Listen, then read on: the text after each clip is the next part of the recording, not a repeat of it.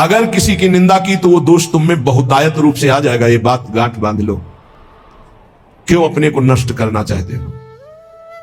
किसी की भी निंदा की, किसी भी बात की अहम बुद्धि करके, वही तुम्हें भ्रष्ट कर देगा। वही बहुत जोर की वृत्ति आपके अंदर दोष की आ जाएगी। इसलिए नो श्रणवन, किसी की भी निंदा कभी भी मत सुनो, तत्काल अंगुली कान में डाल। बहुत बड़ी हानि है इससे।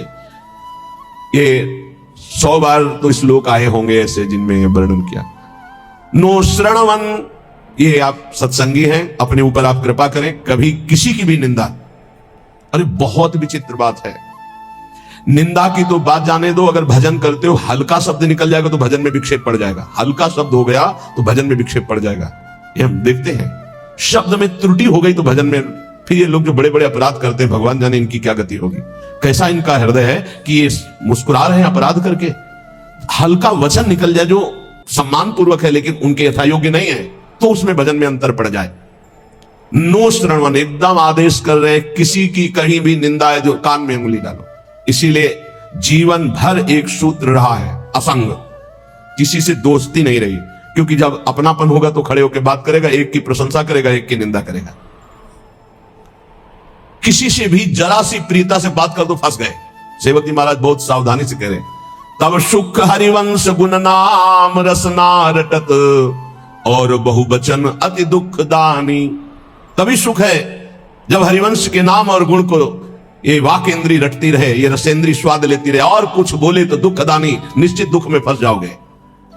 नो श्रणवन, बिल्कुल ये नियम ले लेना चाहिए किसी की निंदा। और निंदा सुनने में मन बहुत राजी रहता है, अच्छा, और बहुत हर्षित होकर जैसे उसको राजपद मिलने जा रहा हो, ऐसे पूरे एकाग्रता। ऐसा ना वेदांत का सिद्धांत सुनेगा, ना भक्ति का सुनेगा, ना भगवान की महिमा। निंदा हो रही है तो खसक के और नजदीक पहुंच जाएगा। पुनः बोलो, हम सुना नहीं, और अच्छा ऐसा हुआ, और आगे क्या, पूरा रसास्वादन उसमें डूबे चले जा रहे हो। ये नहीं पता कि ये हमारे सारे पुण्य नष्ट करके नरक का रास्ता बन रहा है। नो श्रणवन नैव ग्रहणन, सुनाई पड़ गया तो स्वीकार ही नहीं करना कि वो दोषी है। नहीं, भगवान जिसको जैसे चला रहे हैं चल रहे, पूरी सृष्टि उन्हीं के चलाए चल रही। यंत्रारूढ़ानी मम माया, नहीं, मुझे तो भगवान की दिव्य लीलाओं में जाना है, माया जनित लीलाओं के गुण दोष नहीं देखने।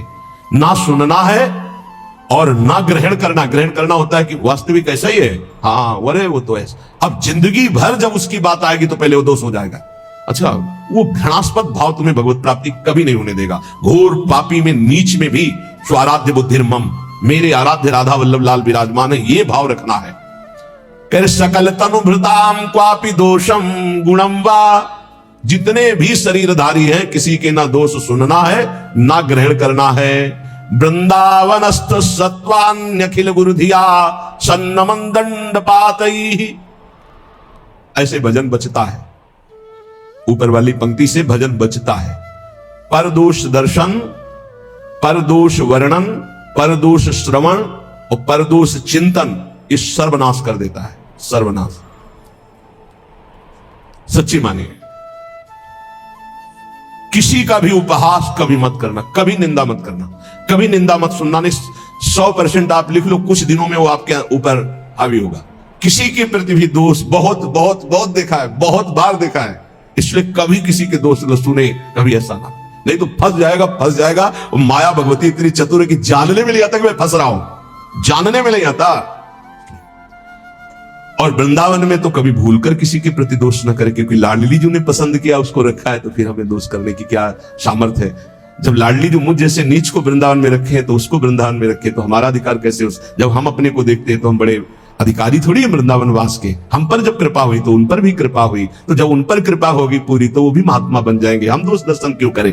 तो वृंदावनस्थ सत्वान्यखिल गुरुधिया सन्नमन दंड पातई, अगर वृंदावन के किसी भी वासी पर दोष दर्शन हो जाए तो प्रणाम दंड पातई। वो जाने या न जाने दूर से प्रणाम कर, हे प्रभु मेरे से गलती हो गई, क्षमा करो प्रभु, मैं आपकी महिमा को नहीं जानता। ऐसा पक्का समझ लो, नहीं भजन क्षीण हो जाएगा, भजन नष्ट हो जाएगा। जो त्यक्ता शेषाभिमानो, सब अभिमान छोड़ करके निरवधि परमा किंचन कृष्ण राधा, श्यामा श्याम की आराधना के लिए दैन्य भाव अत्यंत आवश्यक। किसी भी तरह का कोई अभिमान नहीं होना चाहिए। त्यक्त्वा शेषाभिमानो, कोई भी अभिमान शेष नहीं, न रूप का, जवानी का, इन शरीरों का अभिमान यौवन, बाहुबल, बहुत विचित्र है। कुछ भी हो जाए तो जीव का ऐसा गलत स्वभाव पड़ गया, वो अभिमान कर लेता है। अपने आप तो बहुत छोटे। भगवान शंकर तांडव कर रहे थे तो दो तालियों से ऐसे बाणासुर ने ताल मिलाई।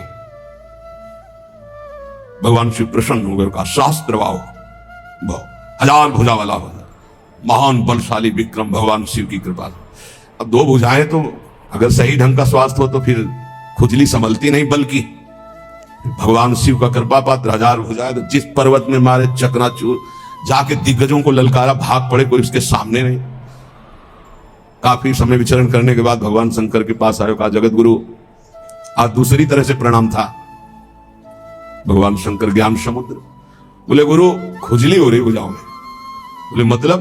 बोले आओ, आप ही आओ, हमारे बल दिया है हजार भुजा, तो आपसे युद्ध करना चाहता हूं। मुस्कुरा दिए। भगवान ने कहा एक माली भी जिस पौधे को सजाता है उसको उजाड़ता नहीं। तुम्हारी भुजाओं की खुजली मैं तो नहीं मिटाऊंगा, लेकिन मेरे समान बलशाली आकर मिटा देगा। तो जब प्रद्युम्न पुत्र अनिरुद्ध और उषा जी का बड़ा एकांतिक मार्मिक प्रसंग है कि उषा जी ने स्वप्न में देखा अनिरुद्ध जी को पहली बार। अब वो विकल, ना उनको भोजन अच्छा लगता, ना नींद अच्छी लगती। तो जो उनकी परिचर्या में वो 9 कुमारी थी, आसपास राज सैनिक वयोवृद्ध या जो स्त्री पुरुष दोनों नहीं है, उनको लगाया जाता था। राजकुमारियों की महल की सुरक्षा में वयोवृद्ध, अनुभवी या जो स्त्री पुरुष दोनों नहीं, उनको लगाया जाता था। तो ऐसी व्यवस्था में उनके पास सखियां सेवा में रहती थी। कभी कभी कोई सूचना मिलने पर बाणासुर के, अब उषा जी को इस तरह विक्षिप्त देख करके ना भोजन, ना नींद, ना बल, उनकी एक बहुत प्रिय सखी चित्रलेखा थी, जो बड़ी योगिनी थी, शक्ति संपन्न थी। उसने कहा सखी, मेरी सखी होते हुए तुम इतना उदास, बोलो ना, कोई ऐसा विषय है जो गुप्त विषय तुम बता नहीं सकती, वही तुम्हें इतना विक्षिप्त कर रहा है। मैं समझ रही हूं कोई विषय तो है। उनका सखी, मुझे एक स्वप्न में 9 कुमार के दर्शन हुए और अब मैं उसके बिना जी नहीं सकती, पर मैं ये नहीं जानती को है कौन, कहां का है, क्या है, पर स्वप्न में मैंने देखा। तो उनका स्वप्न में आपने देखा तो त्रिभुवन का कोई ऐसा नहीं है जिसका मैं चित्र न बना सकूं, और तुम्हारे सामने साधारण कोई आ नहीं सकता, क्योंकि साधारण से तुम मोहित नहीं हो सकती। तो मैं असाधारण महापुरुषों के परिवारों का चित्रण करूंगी, तुम केवल इशारा दे देना, मैं योगिनी अपहरण उसका मैं कर लूंगी। स्वप्न में देखा था अनिरुद्ध जी को।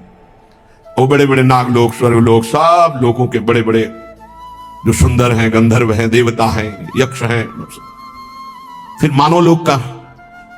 जय भगवान श्री कृष्ण का चित्र आया तो मुस्कुराए, बोले बस कुछ मिलता जुलता ऐसा ये तो नहीं है प्रद्युम्न जी, बस कहा बिल्कुल नजदीक पहुंच चुकी हो, मिलता जुलता ही चित्र है बिल्कुल। और जे ही अनिरुद्ध जी का आया सो रो पड़ी, बोले यही मेरे चित्त का अपहरण करने आया। बोले बहुत बड़ी जगह तुम्हारा स्वप्न होगा, आसक्ति हुई है, पता है द्वारिकाधीश भगवान श्री कृष्ण के नाती है अनिरुद्ध जी। सुदर्शन चक्र का रात दिन पहरा रहता है द्वारिका में, किसी का भी प्रवेश नहीं। बहुत महान जगह तुम्हारी आसक्ति हुई, पर मैं अपने प्राण त्याग कर भी सखी तुम्हें मुस्कुराते देखना चाहती हूं। तो उनका अगर मुस्कुराते देखना चाहती थी इनसे मिलवा दो। स्वप्न में देखा था। भगवान सुदर्शन चक्र से प्रार्थना की, वो योगिनी थी, कि बिना भगवान श्री कृष्ण की इच्छा के अनिरुद्ध जी का उषा जी के स्वप्न में जाना असंभव है। वो संभव हुआ तो श्री कृष्ण इच्छा से। तो हे सुदर्शन जी, आप भगवान श्री कृष्ण के पार्षद हैं, यदि श्री कृष्ण की इच्छा से ऐसा हुआ है तो मुझे उनकी इच्छा का संपादन करने के लिए आप निर्विघ्न मार्ग दीजिए। चली गई। सुदर्शन जी ने बादल पूछ पलंग से उठा लिया अनिरुद्ध जी को। योगिनी थी, महल में आके उषा जी ने देखा, जो मेरे स्वप्न का विषय थे वो साक्षात गले लग गई चित्रलेखा जी की और कहा तुम धन्याति धन्य मुझे कर दे। अनिरुद्ध जी की जब आंख खुली तो अपना महल नहीं, तो धैर्यपूर्वक समझाया कि मैं अपहरण करके लाई हूं, ऐसा ऐसा ऐसा। भगवान श्री कृष्ण के पुत्र कामदेव प्रद्युम्न जी और उनके पुत्र अनिरुद्ध जी, ये भगवान ही है।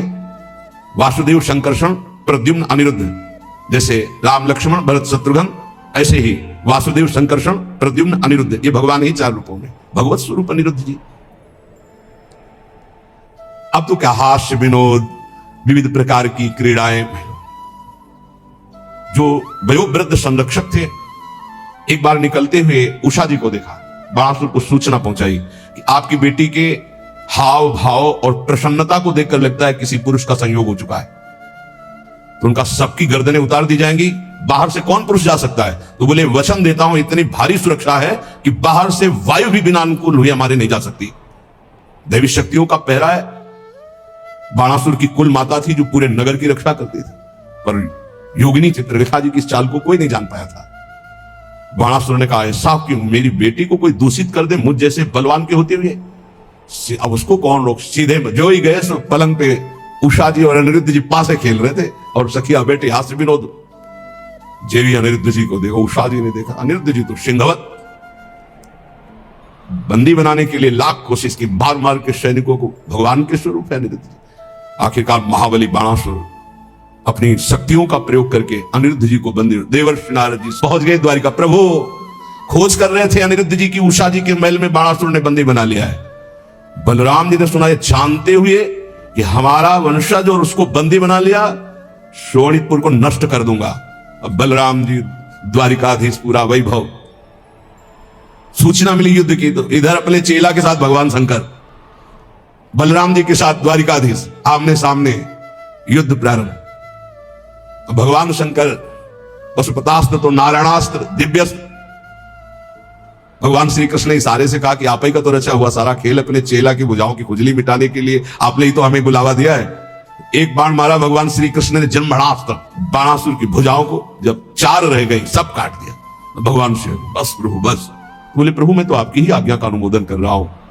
और आवेश में भरे हुए थे। इतने में उनकी कुल माता जो पूरे राष्ट्र की रक्षा करती थी, देवी शक्ति, वो दिगंबर होकर खड़ी हो गई। तो भगवान श्री कृष्ण, वहां ये लिखा हुआ है कि यदि अचानक किसी माता बहन की किसी अंग पर दृष्टि पड़ जाए तो दोबारा दृष्टि न जाए। अगर किसी दिगंबर माता बहन की शरीर की दृष्टि आप दोबारा की तो सारे सुकृत नष्ट हो जाएंगे। भगवान होते हुए भगवान श्री कृष्ण तत्काल नेत्र फेर लिए और वहीं युद्ध का समापन हुआ। भगवान शिव जी ने समझाया कि उषा और अनिरुद्ध जी का विवाह हुआ। ये अहम इतना पुष्ट है कि अपने गुरुदेव से कह रहे कि मेरी भुजाओं की खुजली मिटा दो। बाणासुर यहां कह त्यक्त्वा शेषाभिमानो निर्वधि परमा किंचन कृष्ण राधा। यदि आप अपने भजन को बढ़ाना चाहते हो तो नो श्रवण नई ग्रहणन, ना किसी की निंदा सुनो और ना स्वीकार करो कि ये दोषी है। सकल तनुभृताम कापि दोषम गुणम वा, पूरी सृष्टि के किसी भी जन के दोष या गुण स्वीकार मत करो। गोस्वामी तुलसीदास जी बहुत बड़े महापुरुष हैं, आज तक बचपन से लेकर के आज तक। वो एक बार आए थे भक्तमाली जी, उन्होंने कहा मुझे तो ऐसा लगता है कि आपके ब्लड में ही रामायण है, ब्लड में ही गोस्वामी तुलसीदास जी। हमका मान लीजिए ऐसा ही है, क्योंकि जहां जन्म हुआ वहां का वातावरण ही ऐसा था। डीएनए में ही तुलसीदास जी है। सच्ची मानिए कोई प्रसंग नहीं जाएगा जो विनय पत्रिका और रामायण से उसका। तात सुनहु माया कृत गुण अरु दोष अनेक, गुण या उभय न मानहि, मानहि सो अविवेक। न गुण न दोष किसी के, सब में भगवत भाव। त्यक्त्या शेषाभिमानो, ये बहुत कठिन है अभिमान का त्याग करना। अभिमान का त्याग करके अकिंचन भाव से यदि राधा कृष्ण श्यामा श्याम की उपासना हो तो बोले प्रेमानंदाश्रु मुंचन, फिर प्रेम आनंद का प्रकाश हो जाएगा। प्रेमानंदाश्रु मुंचन, अश्रु मुंचन करते हुए, ये भक्ति का प्रसाद है। निवसति सुकृति कोपि वृंदावनांत, कोई बड़ा भजनानंदी महात्मा ही ऐसा जो प्रेम से अप्लावित होकर शुभ प्रवाह करते हुए श्रीधाम वृंदावन वास करे, तो फिर उसकी दशा क्या होती? बोले क्रंदनार्त स्वरेण क्षितिषु, आकाश की तरफ देखता हा प्रियालाल और रो रहा है। परिलुंठन, भूमि में लौट रहा है रज में। सन्नमन, सबको नमस्कार कर रहा है, लताओं को, वृक्षों को, पशु पक्षियों को, जो सामने पड़ता है। नमन प्राण बंधुम, सबको दिखता है मानो मेरी आत्मा है, मेरी प्रीतम है। कुरुवंदन्ते तृणान्या ददनु करुणा दृष्टे काकुकोटि, सबसे कृपा कटाक्ष, मुझे अधम पर कृपा करो। ये हमने देखा है वैष्णव जनों, मुझे अधम पर कृपा करो, मेरा भजन बन जाए, हम पर श्री जी करुणा करें, मेरा नाम जब चले। और रात दिन भजन कर रहे हैं। और काकुवाणी, दैन्य वाणी के द्वारा सबसे बर्ताव।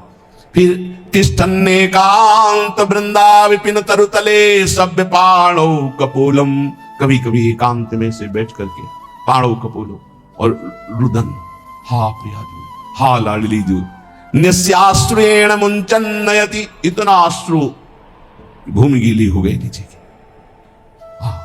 दिन निशाम को भी धन्यो तनन्या, धन्याति धन्य हो गया वो जो रात दिन प्रिया प्रीतम के चिंतन में है, अश्रु प्रवाह करता है। जो उसको देख ले, जो उससे बोल ले, अमोघस्य, निश्चित उसका परम कल्याण हो जाएगा। आप लोग महाभाग्यशाली हैं, इस सत्संग रूपी महातीर्थ में आप गोता लगा रहे हैं, जिसकी बराबरी किसी भी तीर्थ में नहीं। कल हम पढ़ रहे थे वैदिक सिद्धांत में, मानसिक तीर्थ में स्नान करने वाले के समान कोई भी तीर्थ का फल नहीं मिलता। इसमें स्वयं में गोता लगाना है, ये आत्मस्वरूप में चूक मत करना। वृंदावन की भूमि में इस पावन ब्रह्म मुहूर्त की बेला में बैठकर आप जो भागवतिक सिद्धांत और भगवान के पावन चरित्र, भगवान के भक्तों के पावन सिद्धांत सुन रहे हैं, अहोभाग्य है, ये अहोभाग्य है। समय है, इसका लाभ उठा लीजिए। सब दिन होते न एक समान, सब दिन एक समान नहीं होते। एक समय आएगा, तरसते थे जो मथुरा दास जी अंतर ध्यान हो गए तो राम जी भाई की तरफ देखकर, सत्संग भवन की तरफ देखकर रोना आता था। ये वही सत्संग भवन है जहां सैकड़ों हजारों संत परमहंस मौन बैठते और पूज्य श्री मथुरा दास जी के मुख से महाभागवतों के पावन चरित्र आज सुना पड़ा सा दिखाई दे रहा है। क्योंकि वो बात जो उन महापुरुषों के मुख से है होता है, पर वो बात जो अनुभवी महापुरुषों को, आज आपको भगवत कृपा से बड़े बड़े संतों की वाणियां, बड़े बड़े महापुरुषों की, जगत में जितने भी बड़े बड़े महापुरुष, सबकी खोज खोज कर बात वही रोज सुनाई जा रही है। अगर आप उसे पकड़ लेंगे तो महामंगल हो जाएगा। जैसे जमीन में गिरते ही बूंद गंदा हो जाता है, निर्मल आकाश से गिरता है बूंद, ऐसे ही मां के गर्भ से प्रकट होते ही माया का इतना प्रचंड प्रभाव कि जीव जो गर्भ में भगवान से वादा किया था कि बस मुझे एक बार मां के गर्भ से निकाल दो, मैं ऐसा भजन करूंगा कि दोबारा इस नरक में ना आना पड़े। जे भी पैदा हुआ देवी कहां कहां वो ज्ञान चला गया, वो दृष्टि गई भागवतिक। अब वो माया का ऐसा मोह का प्रभाव पड़ा, धीरे धीरे ये मां, ये पिता, ये पुत्र, ये पत्नी, ये मकान, संपत्ति, बस वो घिरता चला गया ममता से। श्रीपाद कह रहे त्यक्त्वा सर्वान् गृह द्वार सकल गुणालंकृत स्त्री सुतादीन सर्वत्रात्यंत सम्मान नमथ महता सत्कुलाचार धर्मान माता पित्रोर गुरुणाम अपि च नहीं मना ग्रहे कोमलात्मा यो या देव वृंदावन में मखिलई स्तूयते धन्य धन्य। बहुत बार छोड़ चुके हो माता पिता पुत्र पत्नी परिवार धन संपत्ति, और तुमको याद भी नहीं है कि इसी सृष्टि में तुम्हारे कोई और हैं। तुम्हारा नया जन्म हुआ, नया घर, नया मकान, नहीं नया सब, फिर मरोगे, फिर नया, फिर मरोगे, फिर नया। ये कब तक चलता रहेगा? नाना प्रकार की चिंताएं, नाना प्रकार के क्लेश, नाना प्रकार का संग्रह परिग्रह, फिर खाली हाथ यहां से वही पाप पुण्य कर्मों का बोझा लाद कर भटकते रहते हैं हम पूरी सृष्टि में, कभी ये योनि, कभी ये योनि। तो श्रीपाद कह रहे अगर मेरी बात समझ सको तो त्यक्त्वा सर्वान, इसके दो भाव हैं। एक है पूर्ण निवृत्ति मार्ग स्वीकार करो, और एक है उनमें रहते हुए राग का त्याग करो। राग का त्याग करते हुए घर गृहस्थी में रहने वाला भी सन्यासी ही है, और राग युक्त होकर विरक्त भेष में रहने वाला भी वो सन्यासी नहीं है। राग मुक्त ही सन्यास है। त्यागी किसे कहते हैं? जो राग मुक्त है। तो त्यक्त्वा सर्वान गृह द्वार सकल गुणालंकृत स्त्री सुतादि, इनका राग त्याग दो। दो प्रकार से होता है, एक गृहस्थी में रहकर भगवत भाव से समर्पित करके जीना, उसमें नाथ सकल संपदा तुम्हारी, मैं सेवक समेत सुतनारी। और एक अब नहीं सहा जाएगा, अब इस जन्म में भगवत प्राप्ति ही करनी है, इसलिए मैं निवृत्ति मार्ग स्वीकार करता हूं। निवृत्ति मार्ग, मुझे अब कोई इसमें भाव नहीं रखना, मुझे रखना ही नहीं। ब्रह्म सत्यम जगन मिथ्या, मुझे इस मिथ्या में भाव ही नहीं करना। कोई बिरले के अंदर ऐसा त्यज लोक धर्मान, नहीं मुझे लोक धर्म स्वीकार करना। तो गृह द्वार सकल गुणालंकृत स्त्री सुतादीन त्यक्त्वा सर्वान। राजकुमार थे, नवीन पत्नी थी, नया पुत्र हुआ, और वैराग्य लेकर के महात्मा बुद्ध के रूप में प्रकाशित हुए। पूर्व चरित्र उनका। नवीन पत्नी श्री विष्णु प्रिया जी, वयोवृद्ध माता श्री सची जी, घर में दूसरा कोई नहीं, पूर्ण वैराग्य और संन्यास मार्ग महाप्रभु चैतन्य देव। वयोवृद्धा माता, कोई दूसरा पानी देने वाला नहीं, आद्य गुरु भगवान शंकराचार्य जी, परम त्याग वैराग्य के। त्यक्त्वा सर्वान गृह द्वार सकल गुणा अलंकृत स्त्री सुतादीन। एक लाल स्वामी हुए हैं, ये अपने राधा वल्लभी नहीं। तो जब 7 भावरे फेरने को होता है, अब तो आचार्य सावधान सावधान, आज अब शब्द फेरे होने जा रहे हैं। आप जिस कन्या का पाणी ग्रहण स्वीकार कर रहे हैं, आज जीवन इसका भार आपके ऊपर है। सावधान, ये शब्द वचन सुनिए। लाल स्वामी जी का भार मेरे ऊपर, मेरा भार तो हरि के ऊपर है।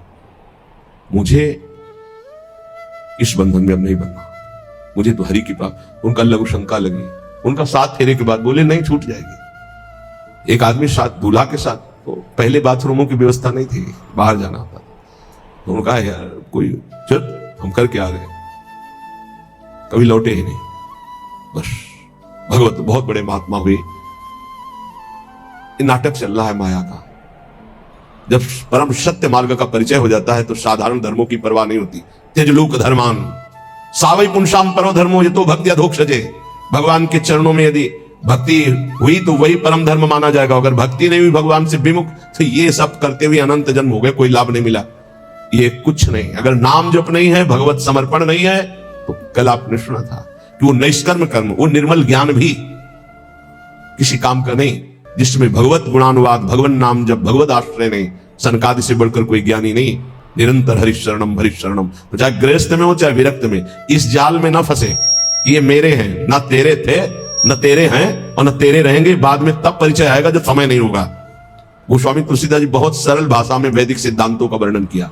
श्रुत बनितादि जानि स्वारथ रत, ना करुणे सभी ते, अंत ही तो ही तजेंगे पामर, तू न तजे अब ही ते, मन पछितई है अवसर बीते।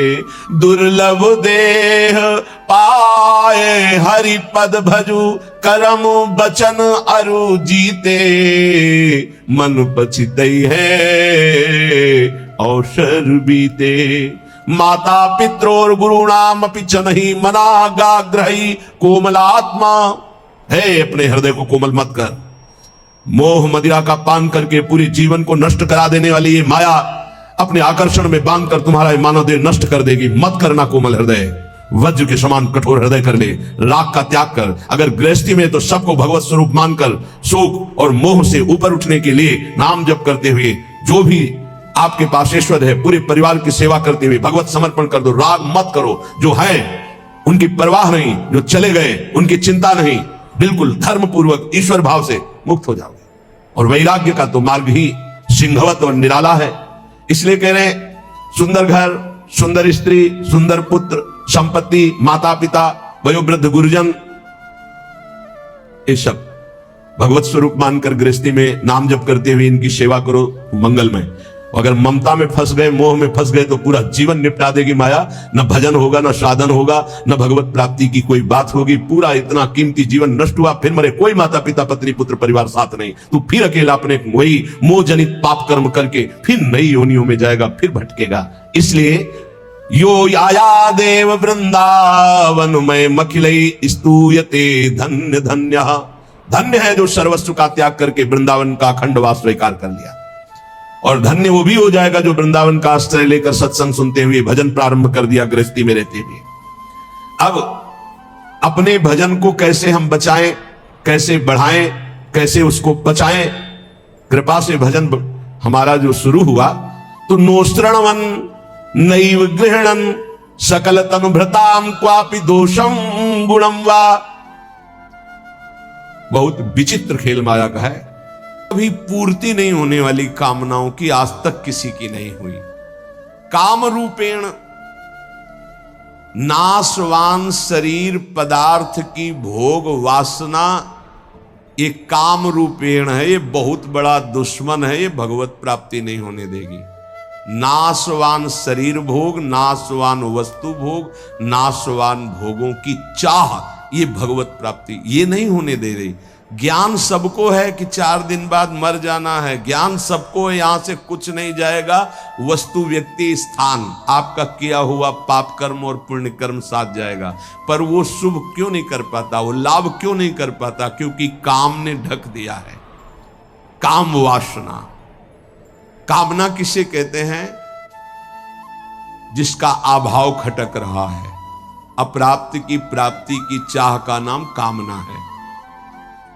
सुख की कामना से ही हम सारे चाहे पैदा करते हैं। जितनी चाह है उसके अंतर में सुख है कि ये वस्तु मिल जाए तो सुख मिल जाएगा, ये शरीर मिल जाए सुख मिल जाएगा, ये पद मिल जाए सुख। जितनी भी चाह है उसके मूल में सुख है। और बावरे, बाहरी कहीं सुख नहीं, सुख तो तेरे अंदर है। सुख राशि तू है। कहीं तुझे जड़ प्रकृति में सुख नहीं मिल सकता कभी भी, क्योंकि तू अविनाशी का अंश है। तुझे विनाशी प्रकृति कभी तृप्त नहीं कर सकती, पक्की बात। पर यह ज्ञान काम क्यों नहीं कर रहा? क्योंकि काम ने ढक दिया है। कैसे ढक दिया? जैसे बोले अग्नि को धुएं ने, दर्पण को मैल ने, जेर को ने गर्भ को, ऐसे तेरा ज्ञान ढक गया है सतोगुण रजोगुण तमोगुण वृत्ति होने के कारण। अप्राप्त की प्राप्ति करने का नाम, सुना हुआ देखा हुआ भोग, उसे भोगने की इच्छा का नाम, उस भोग को संग्रह करने की इच्छा का नाम कामना। अंतःकरण में बहुत सूक्ष्म वृत्तियां भोगों की दबी हुई है, उनका नाम वासना। और ये वस्तु, ये भोग तो चाहिए ही मुझे, इसके बिना मैं नहीं जी सकता, इसका नाम स्पृहा। और ये तो हमारी बहुत पसंद की वस्तु है, व्यक्ति है, स्थान है, आसक्ति।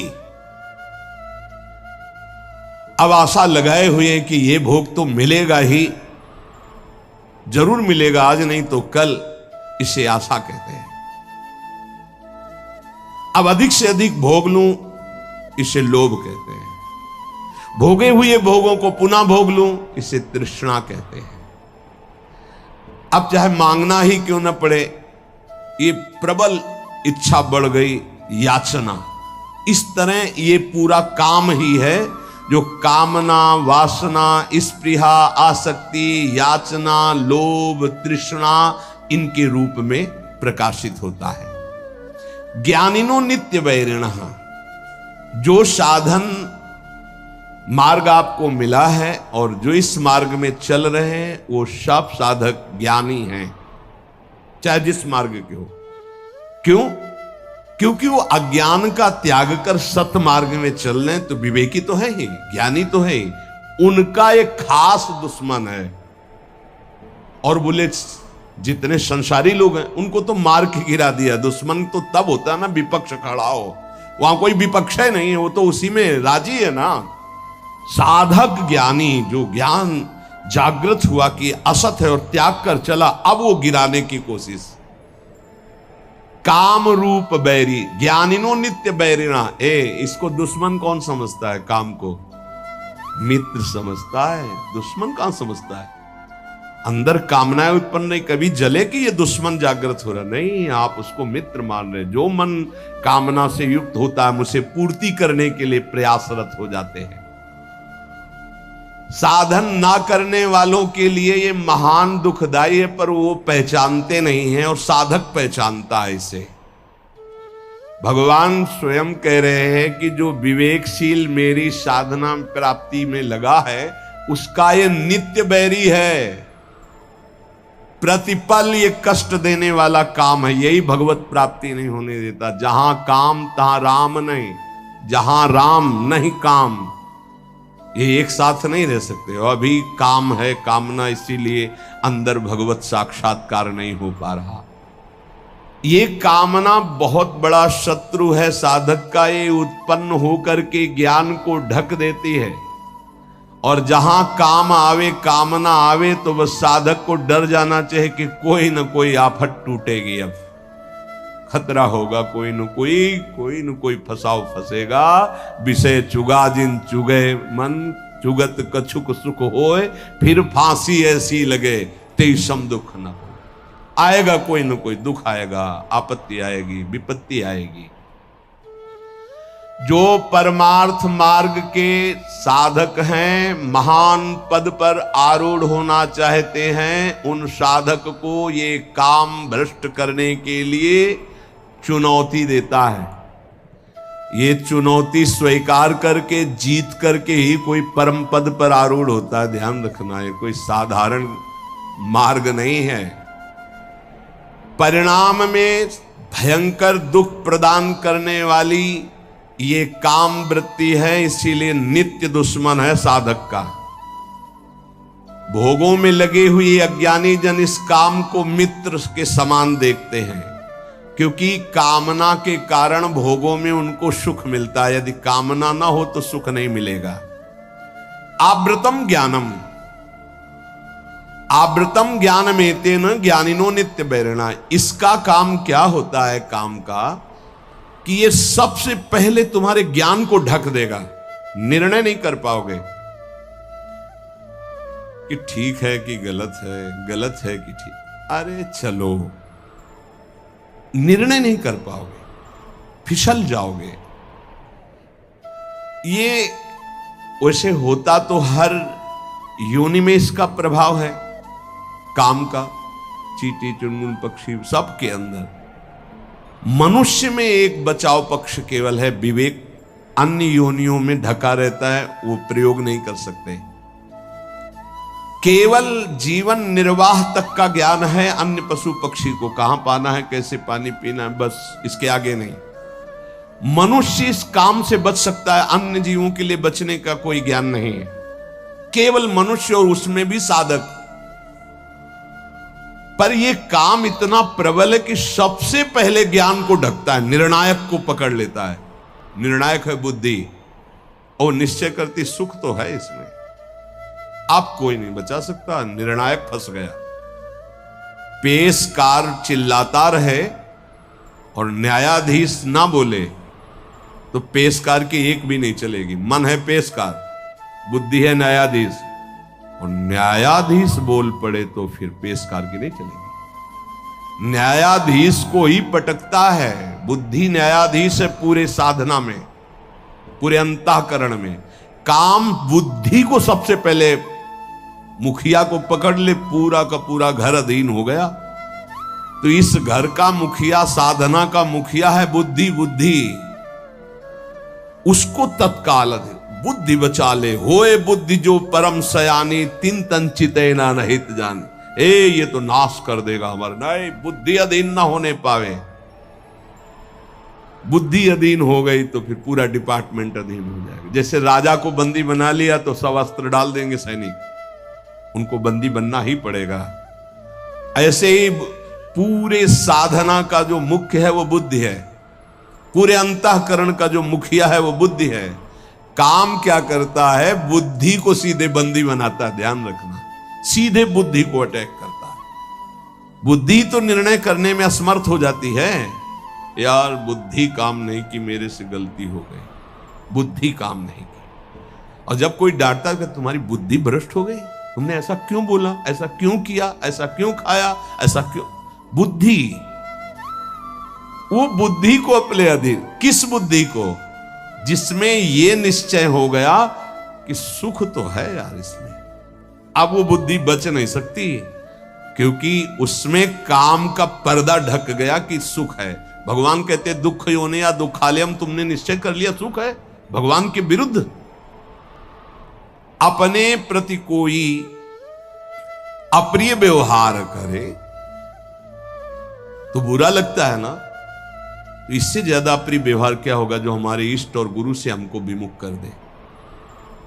वो बुरा नहीं लगा तुम्हें, काम तुम्हें प्रिय लगा, यही बुद्धि भ्रष्ट का लक्षण है।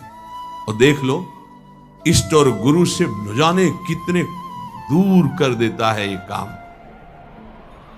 अगर साधक इस वैरी को वैरी की तरह देखे, तभी क्या ज्ञानिनो नित्य वैरिणा, तुम्हारे परम सत्य इष्ट से दूर कर दिया स्मरण, और तुम्हें बुरा नहीं लगा, तुम उसको प्रिय भाव से देख रहे हो काम को। इसका मतलब तुम्हारी बुद्धि भ्रष्ट हो गई, पकड़ में आ गई काम के।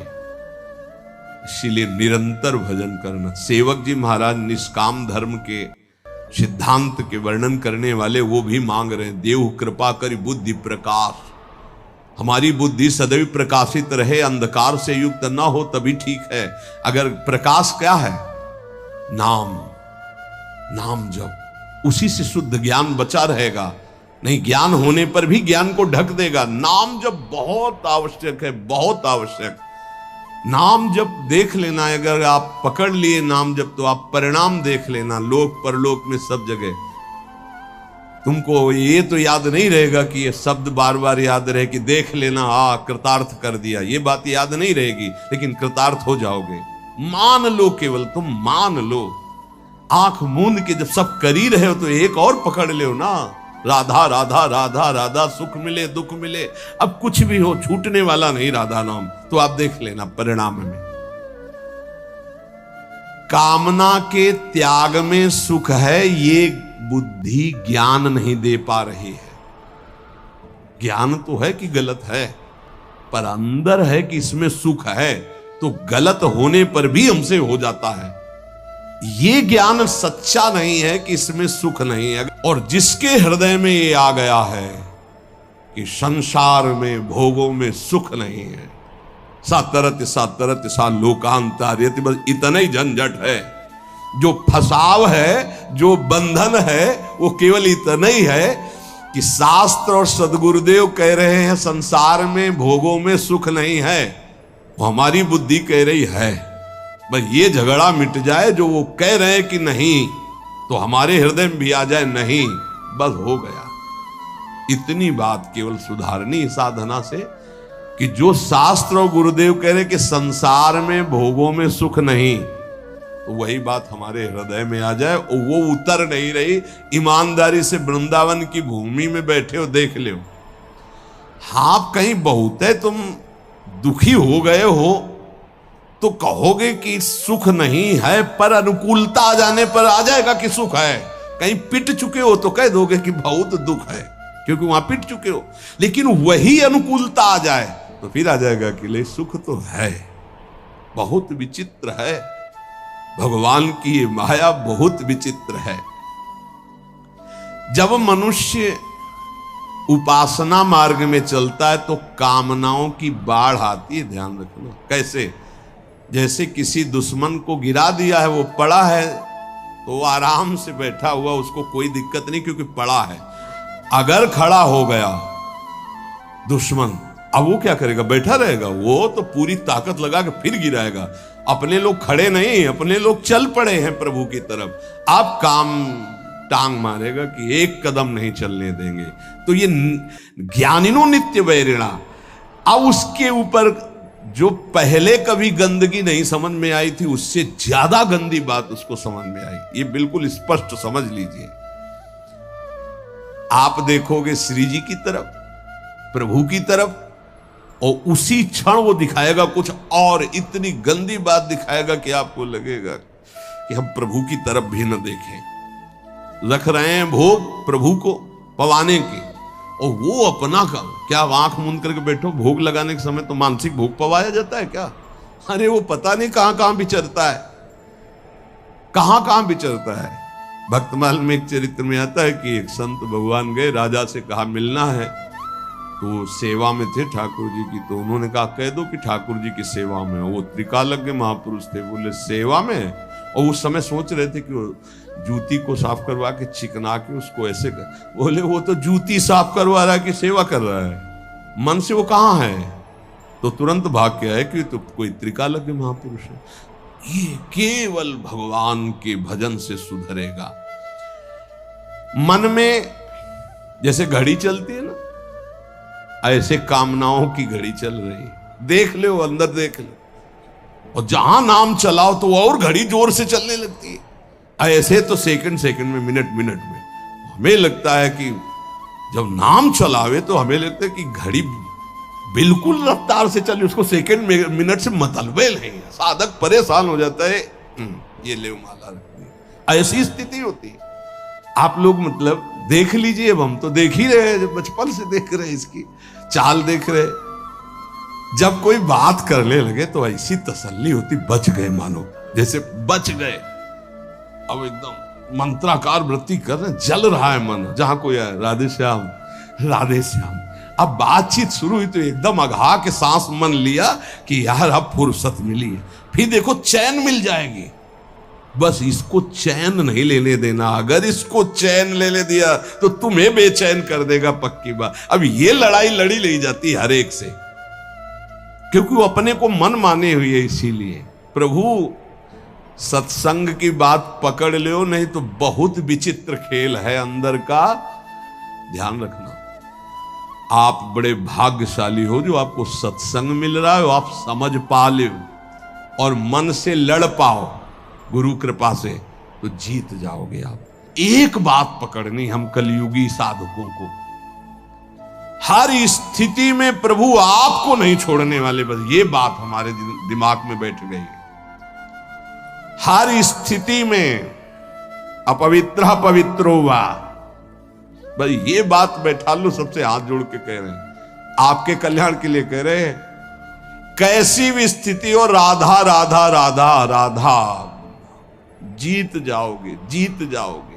संयम नियम व्रत नाना प्रकार के तीर्थयाटन समुदाय साधन के ऐसे ऐसे अपराध हैं, एक क्षण में सबको भस्म कर देंगे। लेकिन नाम एक अविनाशी ऐसा है, किसी की भी ताकत नहीं कि इस नाम को भस्म कर सके। जैसे कि कल एक उपासक ने पूछा कि एक महीने में एक बार क्रोध करने से भजन नष्ट हो जाता है, तब तो भजन का क्या लाभ मिलेगा? नहीं, भजन नष्ट नहीं होता, उसका फल ढक जाता है। राधा बोला विनाशी, किसी की ताकत नहीं कि इसको नष्ट कर सके। हाँ, बोलने की क्षमता रुक जाएगी आपकी अगर अपराध बनेगा, और उसका प्रभाव आनंद रुक जाएगा, लेकिन वो तुम्हारा वहीं जमा है। तुमसे महत अपराध बनेगा, दंड भोगोगे। अगर 100 बार नाम लिया है तो 101 बार से शुरू होगा, 99 से नहीं। ये ध्यान रखना, ये अमोघ अविनाशी बैंक में जमा हो जाता है। भरत जी मृग बने तो मृग की अवस्था में भी वही मंत्र जपे जो भरत जी के रूप में जप रहे थे। इसलिए नाम नहीं छोड़ेंगे महाराज, चाहे जहां हमको तुम्हारी ये माया ले जाए, हम बोलेंगे राधा राधा ही। यही जीवन का परम लाभ मिल जाएगा अगर पकड़ लो प्रभु का नाम, प्रियाजू का नाम।